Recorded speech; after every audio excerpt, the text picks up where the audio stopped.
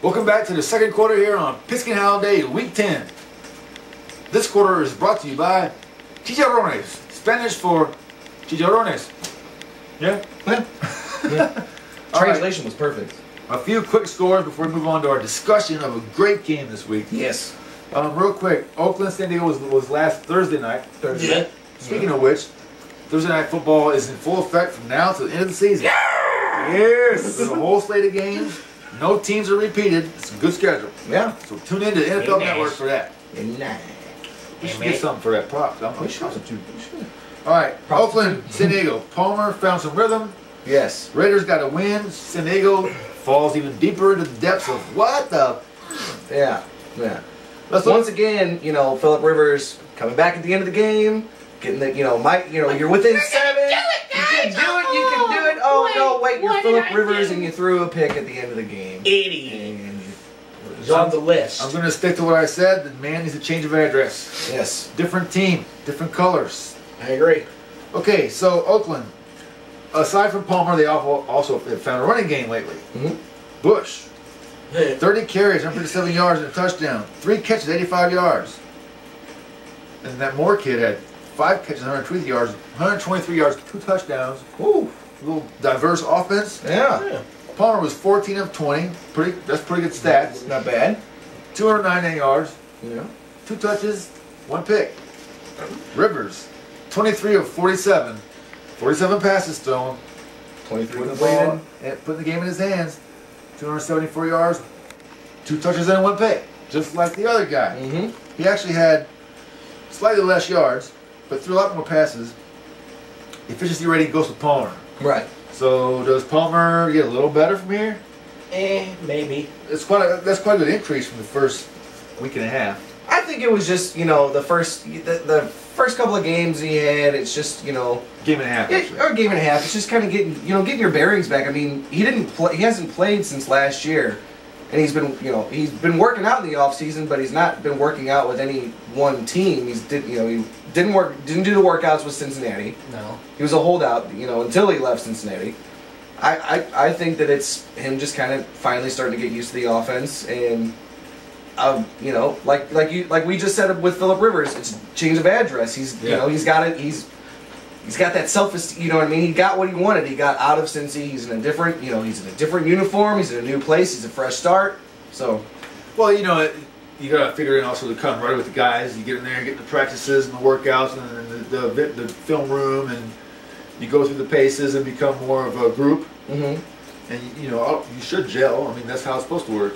Yeah, well, I was definitely rough on him those first couple of weeks. The first one I gave to him because first game back, there's going to be rust. The second game I thought was inexcusable, and then he made up for it this week with giving him a win. Now, if he can keep this momentum going, he'll keep off this list over here. It keeps on growing, and he'll, keep them going to victories. Or even if they don't win, if he puts on a showing like he did this week and not one like those first 2, then that'll be acceptable. He'll stay off the list. He'll be doing good. He'll be improving not only himself, but the team. Well, Oakland is at Minnesota next week. 8. Right now we got Minnesota and Green Bay on Monday Night Football. Yes, we do. I got a little bit on the line. Jen and I'll cover that later while I'm wearing the jersey. Yeah. Because you guys know that I picked last week or week before, I picked Minnesota to beat Green Bay. Just a little feeling I have. We'll see how that goes. Because based on the fact that they're 2-1 with Ponder, right? Offenses woke up, and they have a little bit of a momentum going. They had a bye week, and the Packers have been a little human on the defensive side. Yeah. And the offense, even though it has such great potential, they put 28 on the Rams. I mean, they don't always do a Patriot offense burst type thing. No. So it's debatable if they can get beat by Minnesota tonight. Yeah. We shall see. And I'll tell you about that later. Some quick scores real quick. St. Louis and Cleveland. Another yawner in Cleveland. Yeah. Another yawner from the St. Louis. I tell you what, I'm this close to boycotting the Rams and not talking with them on the show anymore. It pissed me off. Because I don't see the effort. I do by some guys like Jackson and Lloyd. Yeah, some guys some of the time. And it's Long. not a constant thing. You know, Yeah. so there is some, but overall as a team, not so much. Bradford so far, 2 weeks back, not quite got his rhythm back. Right. They got given a gift yesterday Yeah. to win that game. Yeah, they really by did. a botched field goal They really did. by the Browns. But Steven Jackson made a good comment. He goes, it's nice to see that the bad luck happens to other teams, not just St. Louis Rams. Right. Yeah. That was funny. Yeah. Yeah. Well, you know, I don't necessarily think that it's luck. I just think that it was a lack of cohesion. Well, it's a field goal, dude. It's pretty basic. You should be able to kick a field goal and win a game. Right. Especially when it's pretty much a chip shot. Well, I was talking about for the Rams. Oh yeah. I mean, you know, Bradford and Lloyd have not got the rhythm yet. Feely and Lloyd kind of got it going a little bit. We saw them build that to the culmination of the win against New Orleans. But like I said, Bradford's a great quarterback, but apparently he's probably got more issues than we know of right now. Yeah. I'm not sure what's going on. He has not been very sharp at all. He's not. No. So, but you know, I'm not trying to bash the Rams. I want them to win. They might win 2 more games this year at the most. The way they're playing, I just don't see. I don't see an offensive burst. I don't see a team aside from the Saints game that will go out there and take control. Yeah. Yeah. Let's move on to a really good game, possibly the game of the week. Yes. Between the Giants and the 49ers. Yeah. These 49ers, dude, I'm Dude, telling they're you for what, real. I did not see this coming. They are for 8-1, 7 wins in a row, and they're doing it with mediocre stats. Yeah.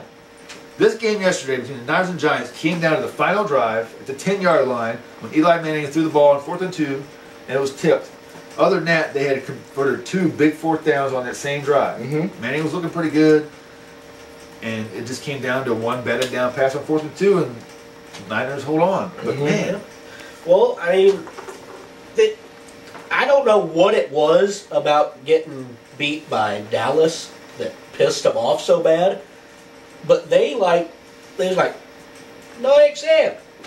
You know, we're better than that. Mm-hmm. And ever since then, they've just been beating people. And like you said, it's mediocre stats in a way, but on the other hand, you got to look at it like this. Even though their offense isn't putting up huge numbers, their defense is keeping numbers low on the other side to make what the offense does put up matter. Right, and Patrick Willis is just having an outstanding year. He has pretty much gotten that defense to just rally behind him. Yep. And they're answering the call. They're playing like the way, you refer back to, whenever Singletary was the head coach for the 49ers, they're playing the way that defense under Singletary should have played. and I thought they would have. I was very surprised by that. Exactly. And they're, Speaking of which, briefly on the Cowboys, blew out Buffalo yesterday, 44-7. That's a great win. it is a great win. But I'm still not sold. I want some consistency. Can you beat the Giants? Can you beat the Eagles next time? Can you win the games that you need to win? I can't believe that just Buffalo just laid down like that. It's not so much that the Cowboys won like that, it's the fact that Buffalo lost like that that gets to me. Is it really though? I mean, it is a surprise. Well, considering that their defense had 4 picks against Tom Brady, who's way more talented than Tony Romo. But we talked about this a while back on the show. The more Buffalo won, the less they looked like they could keep that going. True, very true. They're young. They're sometimes experience plays a bigger factor than we expect. And that's what happened with Buffalo. I would say that even if they end up going, say 9-7 or 8-8, as far as Buffalo's concerned, if they can go 8-8, that's still, that's leaps three and bounds in the right more wins direction. better than what they were last year, and it shows you that you have a leader under Ryan Fitz who can get the job done, and they're they're a work in progress. Well, they also that Buffalo loss to Cincinnati, I believe it was a bit of a backbreaker. They kind of put them in a tailspin, and they haven't really bounced back yet. Game, though. But let's also say that the Cowboys in the first half were freaking on fire. 28-7 at halftime. Yeah. Romo was 18 of 19 in the first half, 237 yards and 3 touchdowns in the first half alone. Oh. The Cowboys added 16 more points in the second half. Buffalo added nothing in the second half. Right. I mean, seriously, Romo was 23 of 26 for 270 yards yesterday, if I remember correctly. The only touchdown the Buffalo had. Not the phone on the live TV again. For Dallas, Newman had a pick 6 and 2 interceptions. Yeah. I mean, a pick 6 on 2 interceptions. So that always helps your team win when you can score defensive or special teams points. Yeah, absolutely. DeMarco Murray had 71 rushes for he had 135 yards and a touchdown. He had 71 rushes and 42 receptions at the half. Wow. No, 71 yards rushing, 42 yards receiving at the half is what I meant. Overall, 135 on the day and a touchdown for DeMarco Murray, who's continuing to show, you know, he's a decent running back for Dallas. 4 turnovers for the Bills. Yeah. And Jackson had 114 yards, by the way, Freddie Jackson, in the house that Jerry built over his neighborhood. Over his neighborhood. Yeah. You know, and the funny thing is like when Buffalo finally did score, they were already down. They were already down 21. Yeah. So it was I mean, but Fitzpatrick only had 146 yards and 1 touch. Yeah. Hey. Anyway, this is a quick thing. We mentioned San Francisco, the loss to Dallas, and I'm just trying to show a comparison to what Dallas has done since then. Right. They lost a close game or 2 and won a couple of good games, but again, I want to see some consistency. But before I believe Dallas is a potential playoff team, right now they're kind of team that will get in and not go nowhere. Right. All right, let's go back to the Niners game. Frank Gore went out early with an injury. So this game, for the most part, was done without Frank Gore. They had Vernon Davis, though. Yes, they did. That was a good thing for them. That's always a good fallback. Yeah, you know, decent. If you can call Vernon Davis a fallback. Yeah. Well, 40 yards and a touchdown, but it was a big touchdown. Yeah. So again, small number, big play. But you know, here's the interesting thing: the Niners and Giants are both leading their divisions. And what's funny about yesterday was if you look at the overall stats, and I wrote some of these down. We might not get into them all right now, but the stats laid on the side of the Giants. I mean, 4th down percentage, 3rd down percentage, it all went to the Giants. I mean, really? Yeah. And they lost? Yeah. The Giants had only they had 2 field goals and 2 punts. Pretty efficient offense. Akers for the Niners had 4 field goals, which was 12 other points. Only 3 points for the Niners. 5 punts in the game. Wow. That's good offense. Yeah, it is good offense. Our Rams kicked more punts than that combined in one game. Yeah. Just the Rams. Johnny Jones is the MVP. MVP. Sadly so. As far as Alex Smith, who was looking pretty good, he threw 19 passes to 8 different receivers. Only 19 passes. So again, these are workman's numbers. They're not flashy. I mean, really? Yeah, but they're showing that you don't need to be flashy. You just need to be good. They're a working man's team. As far as the penalties, the Giants had 6 penalties for 45 yards. The Niners had 5 penalties for 35 yards. Not too bad. You want to keep that around 20, but either way. Okay, let's look at the first downs. 21-16 in favor of the Giants. First downs. 3rd down percentage, 50-27, Giants. 4th down percentage, 66-0, Giants. Really? I mean, what does that say, though, honestly, about the Giants' defense, considering that, okay, they led all this, and that's not good, as far as the San Francisco end of the defensive side. But then you flip it around, and San Francisco didn't, they're leading it. They were, the Giants are beating them in all the, the first down percentage, 3rd down, 4th down percentage, blah, blah, blah. And they're still getting the job done, and they're still beating one of the best defenses. Because they're making them kick field goals, 4 field goals. So that's 4 drives that look good and ate up yardage, but it came down to 3 points. Yeah. And you win, and in the end, the final score was 27-20 or 27-20. 27-20. So that's 7 points. That's the difference. The total net yards was 395 to 305 in favor of the Giants. But as far as that 4th down percentage, 2 of those 3 first downs were on that last drive. So Eli Manning had his team cruising down towards the win, and with that 4th and 2 and that batted down ball at the 10-yard line, he almost did it to them like he did to New England last week. As far as the Giants' touchdowns, they went to Manningham and Nix. Manningham had 6 catches, 77 yards. Nix had 2 catches, 41 yards. Cruz had 84 yards. Good numbers on the receiving side. Think about it. Not bad. I mean, this is a game that I can tell you those stats all day long, and I'm pretty much done with that. But Yeah. that was a game that you pretty much saw go back and forth. And don't you want to see a game that comes down to the fourth quarter, the last 2 minutes? Oh, absolutely. A drive to win. Or Now, when you're on the edge of your overtime. seat and you're just excited, you know, which way is it going to go? And who thought we'd get that from these two teams this year? Exactly.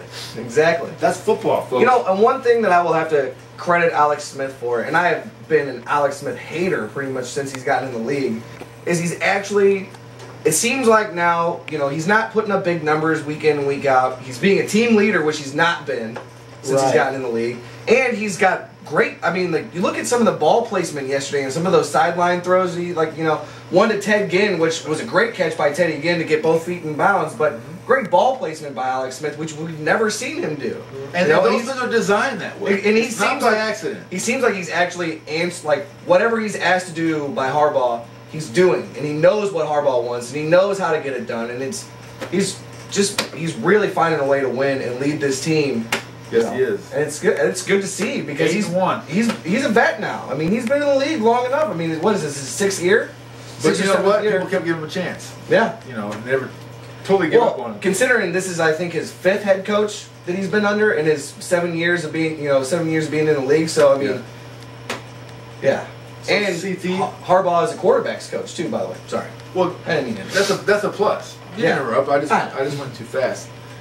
CT, tell me about Harbaugh. Now, you know, he's pretty go-getter coach. Yeah. He's got a bit of a swagger about him. They had that big old thing with in Detroit with Schwartz. Yeah. And they haven't lost since. No. And that was the Detroit game the week after or 2 weeks removed from the Cowboys I think game. it was 2 weeks after. 2 weeks after. So they picked that little steamroller up and they said, I don't know what they did, but when you watch Harbaugh, he's pretty excited. He is, and he should be. The team is rallying behind him, and they're rallying behind Alex Smith, just like he was talking about. Smith is finally coming into a role, not as a great quarterback, but as a good leader. And that is just as, if not more, important to be a good decision maker than it is to be a big playmaker. Because if you can make good decisions constantly, the plays will come. Mm-hmm. Right. Yeah. So I really do think that Harbaugh has gotten Smith to a comfortable point now, and now those two are, I guess you would say, meshing together, and then everybody else is following suit behind. And their season so far is showing that. Well, another thing you see if you watched the game yesterday, the Vernon Davis touchdown, he cuts the play open, he starts going down the sideline, he's running toward the end zone, he gets there, a defender comes up, I'm going to jump over you. I mean, that's effort. And you see that across the board with this team. You do. It's effort, and that's what I'm saying the Rams don't have. Nope. I don't see it overall, that team effort. Jackson has had it. Right. Jackson's had effort. He's had a great 3 weeks, actually. Mm-hmm. Lloyd has been trying to make a difference. And he's been very excited about whatever plays he's made. And you got guys like Long and Laurinaitis, but especially Long lately. Yeah. Playing good football. Yeah. But it's got to be like a team attitude. Like we thought the Bills and the Lions started off with. Mm-hmm. We talked about the Ravens, but that got them 3 losses? Mm-hmm. 4. 3. 3 losses to Tennessee, Jacksonville, Seattle. Is that what I'm looking at? Yeah, well, we'll touch on that a little bit later. Yeah. Anyway, yeah, the Baltimore losses have been. I put 2 Tennessee, 1 Jacksonville. That's a bad stat. We'll just take that out. Seattle, Jacksonville, and Tennessee. Either way, those are 3 losing teams. Mm-hmm. Baltimore. No, like that. Tell me about it. That's it for the second quarter. We're about to go to halftime. We come back. We're going to have Mario's Holy Shit That Pissed Me Off segment. And later on in the fourth quarter, CT's Hot Seat. And this time it really is a hot seat. See you at halftime, folks.